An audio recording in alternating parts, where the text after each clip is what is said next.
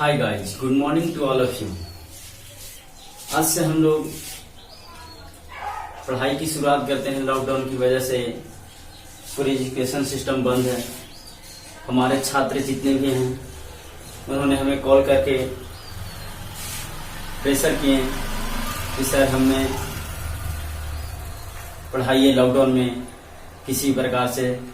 उन्होंने बच्चों ने ही हमें प्रेशर किया कि सर लॉकडाउन में आप वीडियो बनाइए, उसके माध्यम से हम लोग पढ़ लेंगे।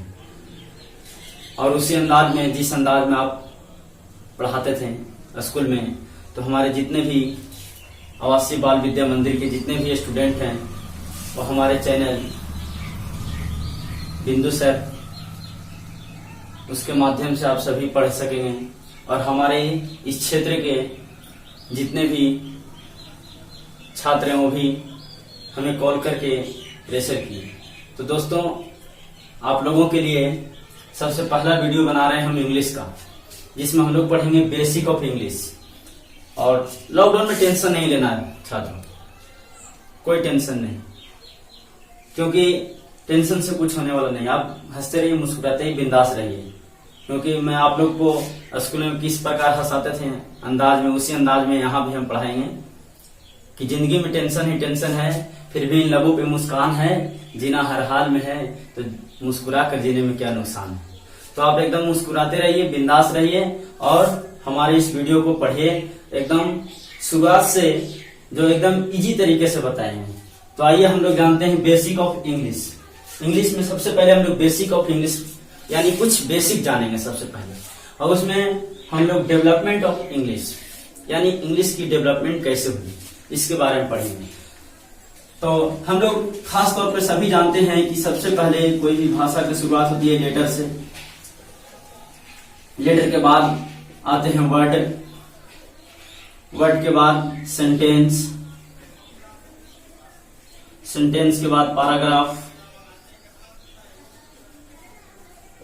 पैराग्राफ के बाद स्टोरी, और उसके बाद हम लोग नहीं जानते या बीच में भी हम लोग छोड़ देते हैं। लेकिन आज हम लोग पूरी स्टार्ट से एकदम पढ़ेंगे, जिसमें डीपली पढ़ेंगे कि इसके बीच में भी कुछ होता है, इसके दोनों के बीच में भी कुछ होता है। ऐसे मोटा मोटी तौर पर हम लोग सभी जानते हैं कि लेटर यानी सबसे छोटा, कोई भी लैंग्वेज का सबसे छोटा सा भाग को हम लोग लेटर कहते हैं। और जब दो लेटर आपस में मिलते हैं, दो या दो से अधिक लेटर, तो एक वर्ड का निर्माण होता है। और दो या दो से अधिक वर्ड मिलते हैं तो सेंटेंस बनता है। और सेंटेंस, कई सेंटेंस बनते हैं, एक साथ जुड़ते हैं तो एक पैराग्राफ बनता है। और कई पैराग्राफ मिलते हैं तो एक स्टोरी बनता है। लेकिन इसके बीच में भी हम लोग जानेंगे, जैसे सबसे पहले लेटर, लेटर के बाद होता है सिलेबल। क्या होता है, इसे हम डीपली पढ़ेंगे।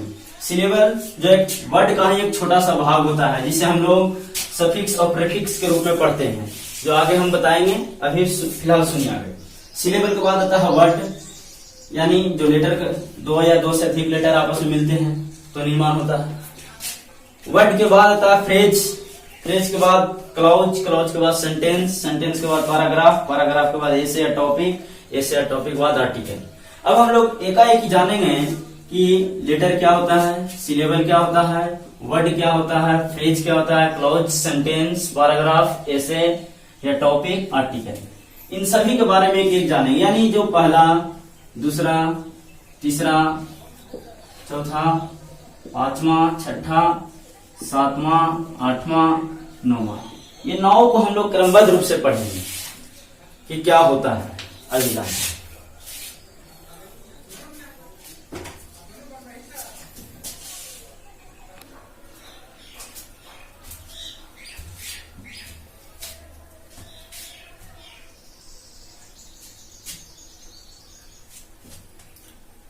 तो अब सबसे पहली बात पढ़ेंगे लेटर के बारे में।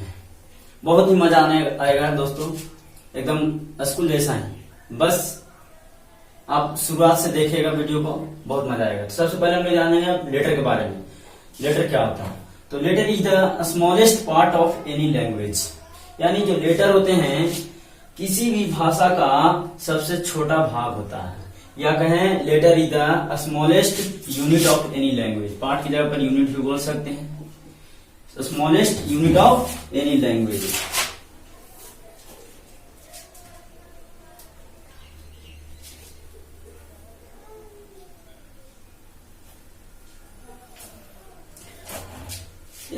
जैसे एग्जाम्पल देख सकते हैं हिंदी में, जानते हैं जैसे क ख ग घ अंग, यानी हिंदी भाषा का सबसे छोटा सा भाग होता है। उसी प्रकार इंग्लिश में हम लोग पढ़ते हैं A B C D E etc। उसी तरह हम लोग उर्दू में जानते हैं अली बे ते से। चाइनीज में जानते हैं चिंग चोंग चेंग चोंग। तो इस प्रकार हम लोग सिलेबल के बारे में जानते हैं। अब आगे सिलेबल क्या होता है? तो syllable is a part of word which is separately pronounce, यानी सिलेबल क्या होता है? एक वर्ड का छोटा सा भाग होता है, यानी उसी का एक भाग होता है जो सेपरेटली प्रोनाउंस किया जाता है। और सिलेबल के बारे में जानते हैं आगे। सिलेबल के दो भाग होते हैं, प्रीफिक्स सफिक्स। प्रीफिक्स जिसे हम लोग हिंदी में उपसर्ग के रूप में जानते हैं, और सफिक्स जिसे हम लोग प्रत्यय के रूप में जानते हैं। अब आइए प्रीफिक्स के बारे में समझते हैं क्या होता है प्रीफिक्स।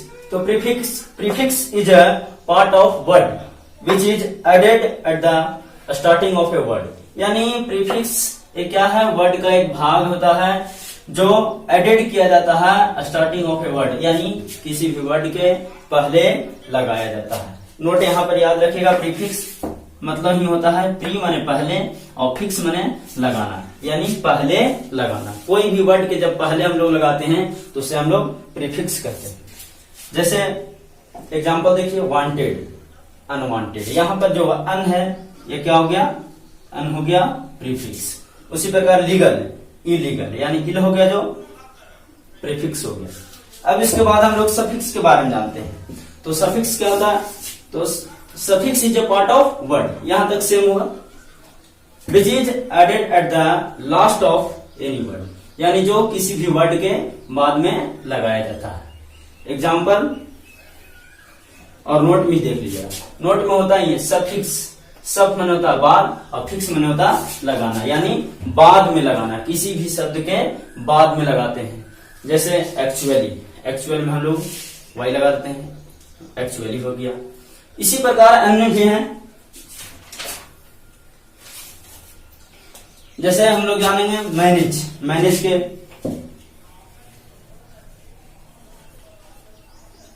तो इसमें अगर हम लोग सफिक्स लगाएंगे तो क्या हो जाएगा? मैनेजमेंट, यानी जो मेंट हो गया ये क्या हो गया? सॉरी सफिक्स हो गया, ये क्या हो गया? सफिक्स। और इसमें इलीगल अन प्रीफिक्स हो गया। तो अब हम लोग आगे पढ़ेंगे सिलेबल के बाद वर्ड के बारे में। जिस प्रकार लेटर के बारे में जाने, सिलेबल के बारे में जाने, अब हम लोग वर्ड के बारे में जानते हैं कि वर्ड क्या होता है। तो a group of letters having a complete meaning is called word, यानी कह रहा है कि अ ग्रुप ऑफ लेटर्स, यानी लेटर को जब ग्रुप मिलाया जाता है तो उसे हम लोग वर्ड कहते हैं। But having a complete meaning is called word, यानी वर्ड को मिलाएंगे लेकिन कंप्लीट मीनिंग होना चाहिए। ये नहीं कि हम वर्ड को मिला दिए, लेटर को मिला दिए सॉरी, और मीनिंग पूरी तरह से नहीं दे पाता। जैसे कैट, तो CAT कैट, कैट माने बिल्ली, यानी यहाँ एक वर्ड है लेकिन क्या दिए TAC, यह भी लेटर का ग्रुप है लेकिन इसका कोई मीनिंग नहीं, अर्थात यह एक वर्ड नहीं। इसके बाद हम लोग जानते हैं फ्रेज के बारे में। अ group of letters having an incomplete meaning is called phrase, यानी फ्रेज क्या होता है? तो यह भी लेटरों का एक ग्रुप होता है परंतु यह इनकम्प्लीट मीनिंग देता हो, यानी अधूरा। इनकम्प्लीट कहने का मतलब अधूरा, अधूरा अर्थ देता हो। जैसे एग्जांपल देखिए, कह रहा है इन सर्च ऑफ, की खोज में। देखिए इस शब्द से हमें क्या पता चल रहा है? इन सर्च ऑफ, की खोज में, अधूरा, की खोज में, क्या चीज की खोज में पता नहीं। तो फ्रेज क्या हुआ? यह भी लेटरों का एक ग्रुप हुआ है लेकिन यह अधूरा ज्ञान देता है। इसके बाद हम लोग जानते हैं क्लॉज के बारे में। क्लॉज क्या है? तो clause is a part of sentence, यह सेंटेंस का एक भाग है but having its own subject and verb, लेकिन यह अपना वर्ब, सब्जेक्ट और वर्ब रखता हो। जैसे एग्जांपल देखते हैं, he goes to Delhi daily by a train, यानी वह दिल्ली जाता है बाय ए ट्रेन, ट्रेन से दिल्ली। तो इसमें देखिए ही गोज या सब्जेक्ट हो गया या एक वर्ब हो गया, यानी यह यहां से लेकर के यहां तक यह क्या है, क्लॉज। क्या है, क्लॉज, जिसका अपना सब्जेक्ट और अपना वर्ब है। लेकिन सेंटेंस पूरा, लेकिन इसमें क्या एक और सेंटेंस यहां पर है जिसमें अपना सब्जेक्ट और अपना वर्ब है, यानी पूरी सेंटेंस का ही क्या है, भाग, जो कह रहा है कि clause is a part of sentence, यानी सेंटेंस का ही क्या है, पार्ट होता है। तो आइए आगे जानते हैं सेंटेंस के बारे में।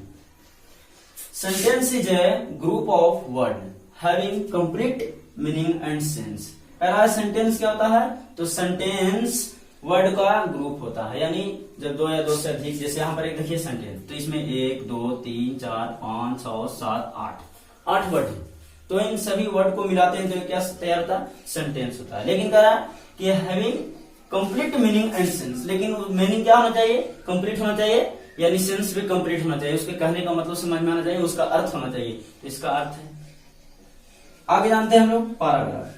तो अ group of sentence having complete meaning is called paragraph, यानी जब सेंटेंस को हम लोग जब मिलाते हैं तो तैयार क्या होता है, पैराग्राफ। और पैराग्राफ के बाद हम लोग जानते हैं ऐसे या topic, a group of paragraphs on anything. अगर कोई चीज पर पैराग्राफ लिखा जाता है, कई पैराग्राफ, तो उसे हम लोग एक ऐसे या टॉपिक कहते हैं, यानी पैराग्राफ को मिलाने से ऐसे या टॉपिक का निर्माण होता है।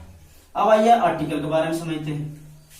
A long descriptive topic is called article, यानी डिस्क्रिप्टिव मतलब होगा व्याख्या करना, मतलब एक लंबी व्याख्या किया हुआ कोई टॉपिक, उसे हम लोग आर्टिकल कहते हैं। आर्टिकल कहने का मतलब यहाँ पर ए एंड द समझने में, लेकिन वह भी आर्टिकल है। आइए हम लोग आर्टिकल के बारे में जानते हैं और बढ़िया से।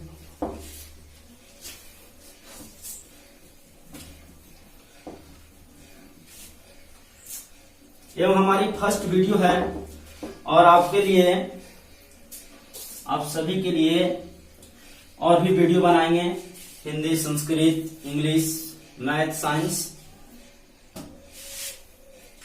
क्योंकि आप लोगों ने हमें बहुत फोन किए हैं तब हम ये वीडियो बना रहे हैं। और हम भी चाहते हैं कि लॉकडाउन में आप लोगों का पढ़ाई छूटे नहीं, पूरा हो जाए।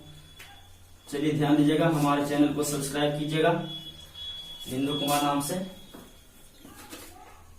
तो देखिए आर्टिकल के बारे में हम लोग समझते हैं।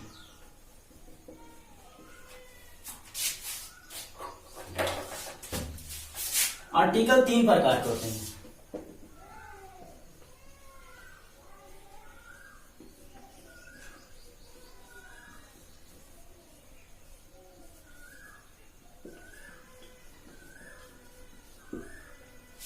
यानी यह 3 प्रकार के होते हैं।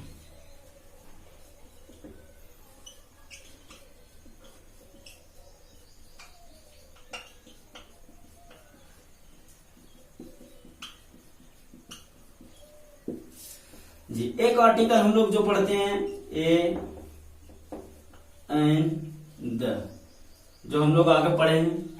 ऐसे हम लोग बेसिक इंग्लिश में कुछ इंग्लिश की बेसिक के बारे में हम लोग पढ़ लेते हैं। उसके बाद एक आर्टिकल जिसे हम लोग थिंग्स कहते हैं, यानी कोई वस्तु, जैसे यह एक मार्कर पेन, यह भी एक थिंग्स है, यानी यह एक आर्टिकल है। एक आर्टिकल जो अभी हम बताएं, अ वेरी लॉन्ग टॉपिक,